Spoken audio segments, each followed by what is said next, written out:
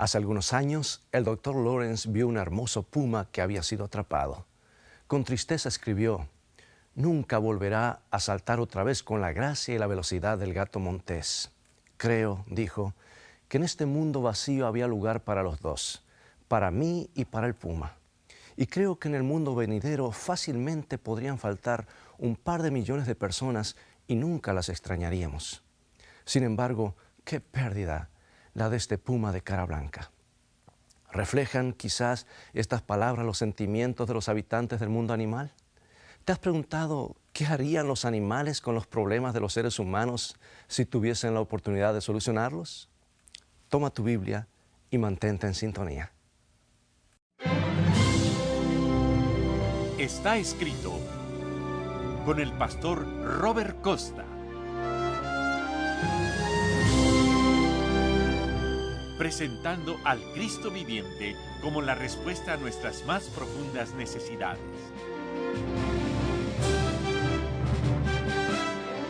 Está escrito declara el mensaje final de Dios para nuestro tiempo.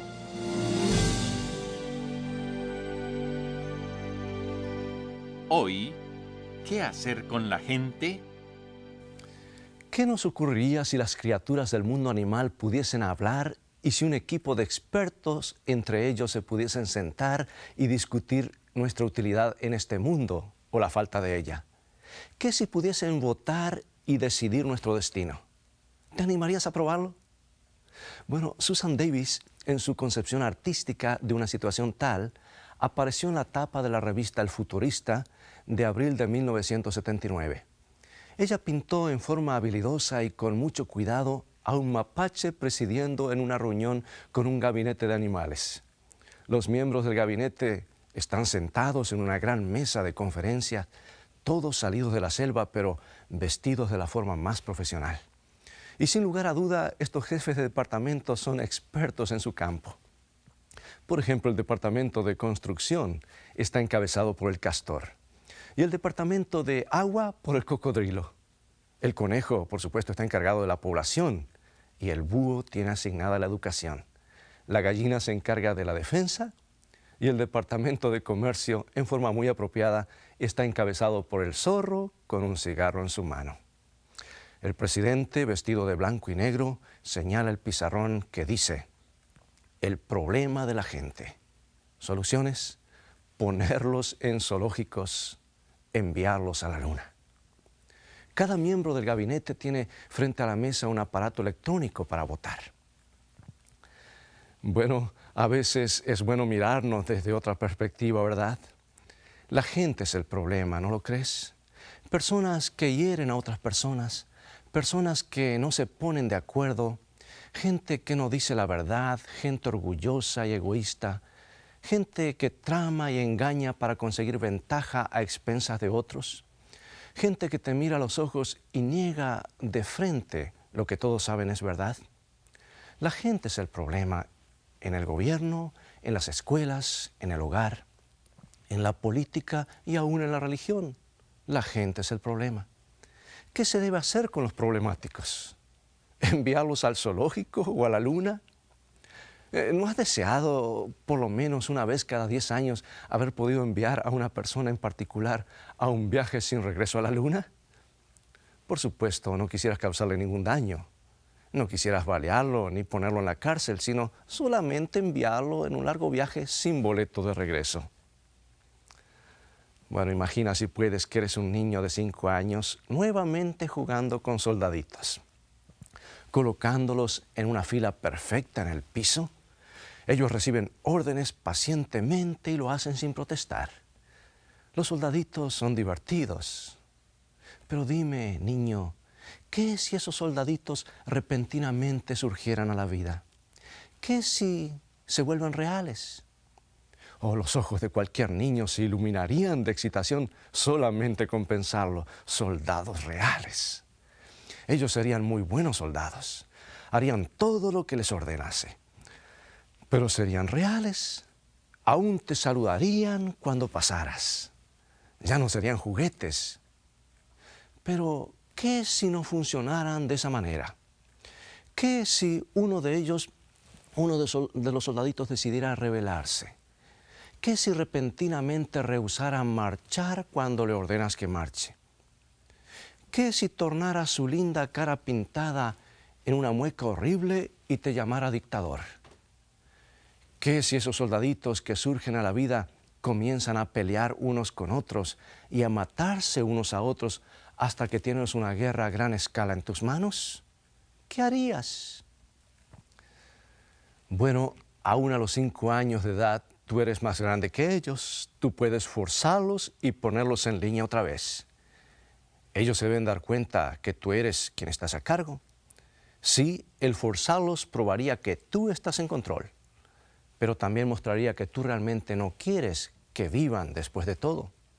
Tú en realidad lo que quieres son juguetes. Sí, aún un niño puede entender que si permites que estos juguetes vivan, asumes un gran riesgo. ¿Sabes? Dios no quiere juguetes. Él no quiere jugar con robots. Él quiere personas vivas, reales, personas hechas a su propia imagen. Quiere personas que puedan pensar, que puedan elegir, y así los hizo y los llamó a la vida. Y Él sabía el riesgo que corría. Todo fue muy bien por un tiempo. Dios amaba a su gente real y la gente real lo amaba a Él. Pero algo salió mal. Se rebelaron y Dios tuvo un problema. ¿Qué hacer con la gente que Él había hecho? Él podía descartarlos como juguetes rotos y esto probaría que Él era el dueño. Pero también probaría que Él no quería que ellos realmente viviesen, pensasen o eligiesen. Él quería en realidad robots.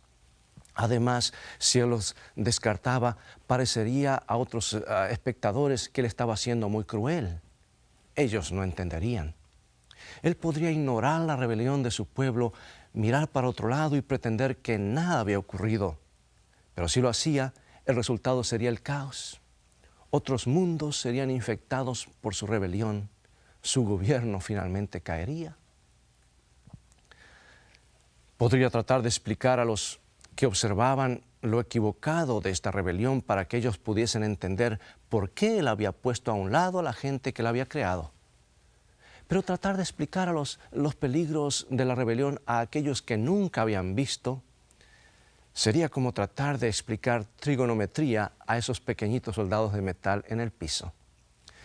Ninguna de esas opciones era realmente aceptable para Dios de todas maneras, porque como puedes ver, Adán y Eva fueron personas que Él mismo había creado. Él los hizo a su propia imagen, los amaba. ¿Cómo podía dejarlos ir? ¿Qué haría Dios? Es la pregunta. Dime, ¿quién en sus cabales podría crear el instrumento de su propia muerte? Nadie, dirías tú. Pero Jesús lo hizo. Aquel viernes de tarde, hace casi 6,000 años. ¿Jesús? ¿6,000 años atrás? Sí, porque Jesús existió antes de Belén. El profeta Miqueas predijo el lugar de su nacimiento. Allí en Miqueas capítulo 5, versículo 2 nos dice: Pero tú, Belén Efrata, pequeña para estar entre las familias de Judá, de ti me saldrá el que será Señor en Israel, y sus salidas son desde el principio, desde los días de la eternidad. Desde la eternidad, el Hijo de Dios siempre ha existido. Nunca hubo un tiempo cuando no estuvo al lado de su Padre. Padre e Hijo, una relación muy cercana, no un asunto de nacimiento. Jesús nunca había nacido, nunca había sido un bebé hasta Belén, hasta que llegó a ser uno de nosotros. Pero Jesús siempre existió. El apóstol Juan nos dice que fue Él quien creó los mundos. Allí en San Juan capítulo 1, versículo 10 nos dice claramente: En el mundo estaba y el mundo por Él fue hecho, pero el mundo no le conoció. Y así aquel a quien llamamos Jesús, con su Padre, salió de la eternidad hacia el tiempo, cruzó las galaxias a este solitario punto en el universo, llamando a un mundo a la existencia, lanzándolo al espacio y haciéndolo girar. Fue Él quien dijo: sea la luz. Fue Él que pasó casi una semana haciendo este planeta en un lugar de belleza incomparable, adaptándolo como para un rey. Y ahora era viernes de tarde. El jardín que había plantado le agradó. Había árboles echando sus sombras sedosas a la luz del sol. La fruta estaba madura y lista para comer. Los animales jugaban juntos, las aves cantaban, el murmullo del agua le daba un toque final. Todo estaba listo, el momento había llegado. Y aquel a quien llamamos Jesús se arrodilló y dio forma a un cuerpo formado del suelo. Y cuando estaba completo y perfecto, cada parte lista para funcionar ante su señal divina, sopló vida a ese cuerpo y Adán abrió sus ojos para contemplar el rostro de su Creador, el primer rostro que alguna vez vio. Yo no sé qué le dijo Jesús a Adán. No creo que haya sido un discurso teológico. Alguien ha sugerido que Jesús simplemente sonrió y dijo, hola, Adán. ¿Sabes? Me gusta eso. Qué momento tan feliz, qué día tan feliz. Parecía que no podía ser más feliz, pero lo fue. Jesús permitió que Adán tuviese un profundo sueño. Y cuando Adán abrió sus ojos otra vez, vio a su lado la mujer más hermosa del mundo, no porque ella era la única en el mundo, sino porque Jesús mismo la había formado. Entonces hubo una boda. Jesús los casó con todo el universo como testigos invitados. Entonces el Creador se alejó y el sol se ocultó y aparecieron las estrellas. No tenemos registro de los días felices que siguieron o de la amistad perfecta entre nuestros primeros padres y su Creador. No sabemos cuánto duró. Pero un día Eva rondaba cerca de uno de los árboles. Era el árbol que Dios había dicho no acercarse. Y al acercarse, una hermosa serpiente sentada en el árbol, comiendo plácidamente una fruta, comenzó a hablarle. Ella no tenía idea de que aquella voz era en realidad del ángel caído, Lucifer, del cual ella había sido advertida. Y la serpiente le dijo algo como esto: eres hermosa. Nunca has escuchado hablar un animal, ¿verdad? Es esta fruta la que me da el poder de hablar. Piénsalo. Y si esta fruta puede hacer que un animal mudo hable, ¿qué podría hacer por ti a quien se te ha dado el don del habla?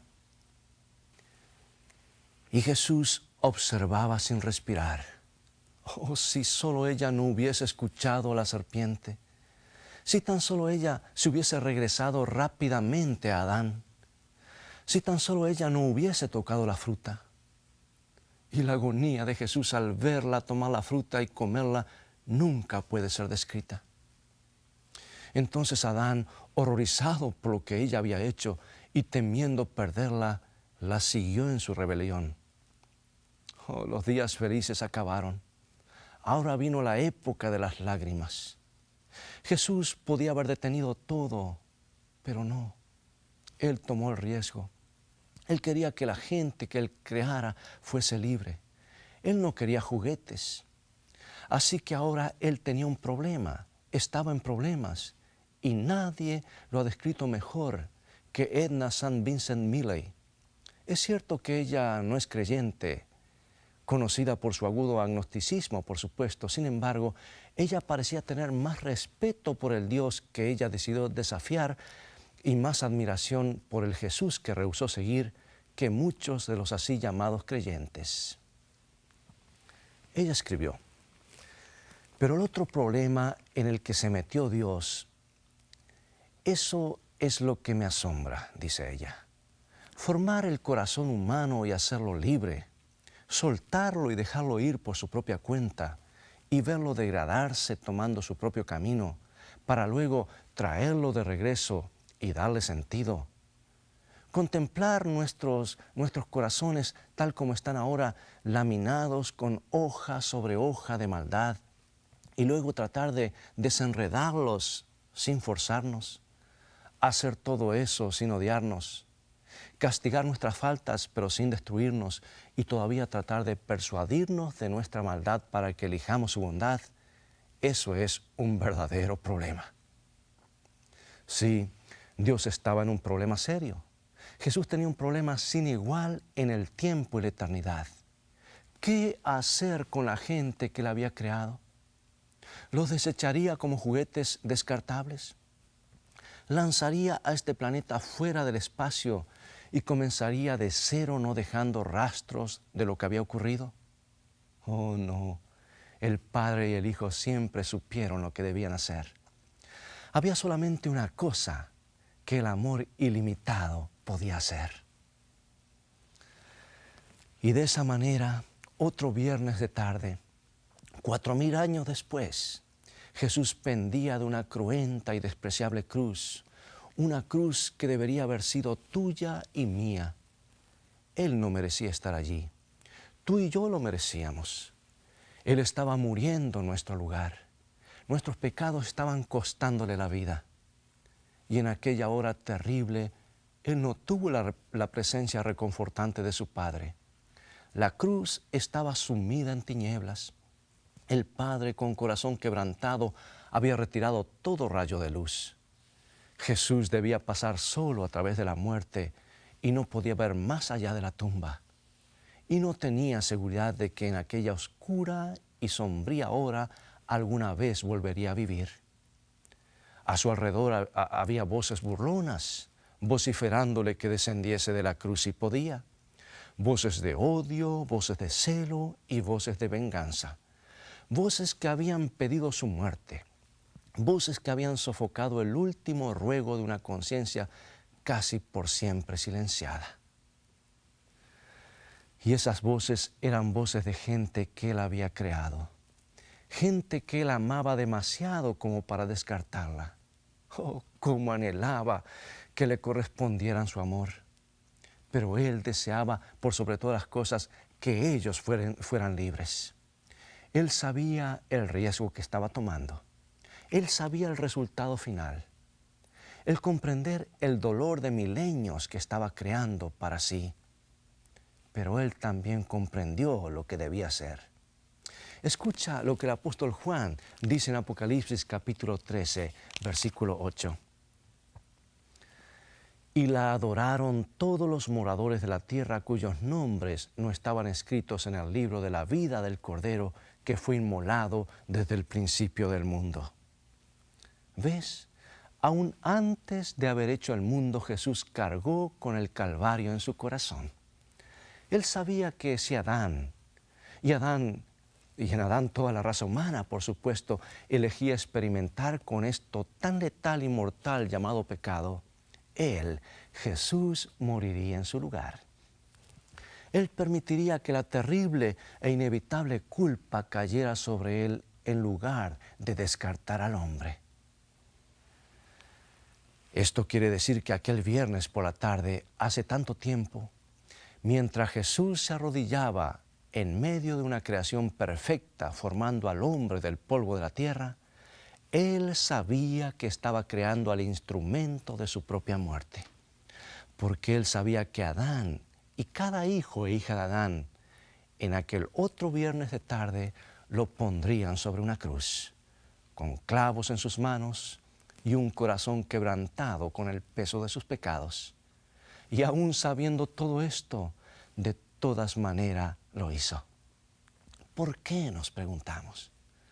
¿Por qué no se detuvo allí? ¿Por qué no detuvo el plan de crear otro mundo y un hombre a su propia imagen? ¿Por qué, si Él lo sabía? Yo creo que sé por qué. No solamente Él sabía aquel viernes de tarde lo que estaba creando, que no era otra cosa que el instrumento de su propia muerte, la gente que lo crucificaría, sino que también sabía que algunos aceptarían su sacrificio en su lugar. Él sabía que algunos lo amarían y confiarían en Él y lo aceptarían en sus corazones. Él sabía que algunos, aun aquellos que gritaban pidiendo su sangre, regresarían a esa sangre buscando limpieza y salvación. Oh, con ojo profético Él pudo verte a ti y a mí, y a otros como nosotros. Tú y yo no estaríamos aquí si Él no hubiese hecho a Adán. Y mucho tiempo atrás, Él nos amó y nos deseó aun cuando esto significara la cruz. Así que Él siguió adelante. Amigos, esto es realmente amor. Amor que, aun sabiendo el riesgo, decidió crearnos de todas maneras. Amor que no retrocedería aún ante el espectro de la cruz. Un amor que desafía la comprensión, pero un amor que invita al corazón de cada televidente a aceptarlo. Acéptalo ahora mismo, te lo pido en el nombre del Señor. Escucha este canto mientras abres tu corazón a Jesús en gratitud por amarte tanto, y en unos momentos regresaré para orar contigo. Salvo soy por gracia y fe en Cristo, es un regalo de Dios. Sublime gracia del Señor, un infeliz salvó. Fui ciego, mas hoy puedo ver, perdido, y Él me halló. Pruebas y dolor, pruebas y dolor.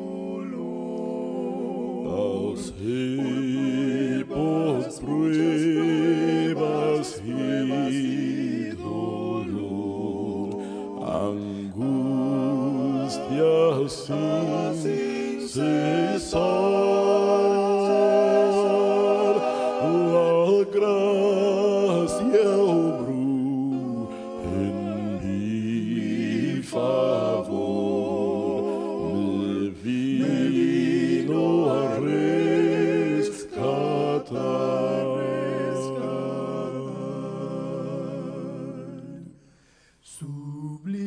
Sublime gracia de llévame contigo, amor, unido, feliz, salvo. Llévame contigo, amor, juicio, sufrido, gozar, mismo y llévame contigo, amor, al cielo quiero, Dios me halló. Llévame contigo, amor. Después de estar con mi Señor 1000 años y 1000 más, aún, Señor, me quedará la gran eternidad.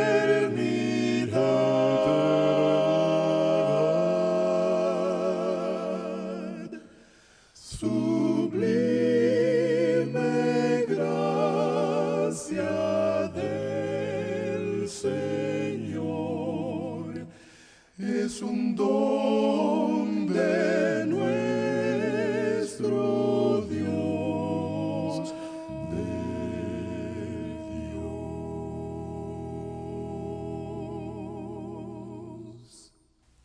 Muchas gracias por esa música tan elevadora. Oremos. Amante y paciente Salvador, gracias de lo profundo de nuestro corazón porque tú nos formaste de todas maneras, sabiendo cuán rebeldes seríamos. Un amor increíble un amor difícil de entender, un amor que nos atrae por su poder irresistible para que seamos hechos nuevos, reclamados, redimidos, resolviendo así nuestro mayor problema. Gracias, muchas gracias, en el nombre de Jesús. Amén.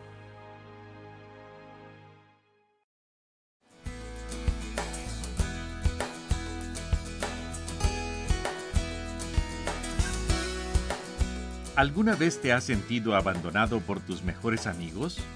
¿Las pruebas de la vida te han hecho creer que hasta Dios se olvidó de ti? ¿Es posible gozar de un compañerismo con Cristo aún en momentos de desánimo? ¿Es Dios un ser lejano o podemos tener la seguridad de su presencia ahora?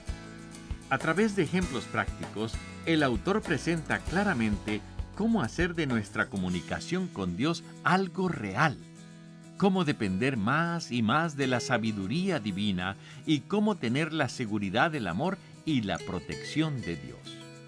En el capítulo Promesas de Vida, podrás encontrar una variedad de promesas bíblicas para diferentes ocasiones, las cuales, reclamadas por fe, se transformarán en un ancla firme en tu vida. ¿Sabes? El mantener una relación personal con Cristo no es una opción, sino más bien el fundamento de una vida cristiana exitosa. El deseo de Dios es que seas feliz y goces de la vida en su plenitud. Pero recuerda que felicidad comienza con fe, y la fe viene por oír, estudiar la palabra de Dios y conocer quién es Jesucristo. El libro Una luz de esperanza no solamente fortalecerá tu anhelo de estudiar la Biblia, sino que revolucionará tu experiencia espiritual.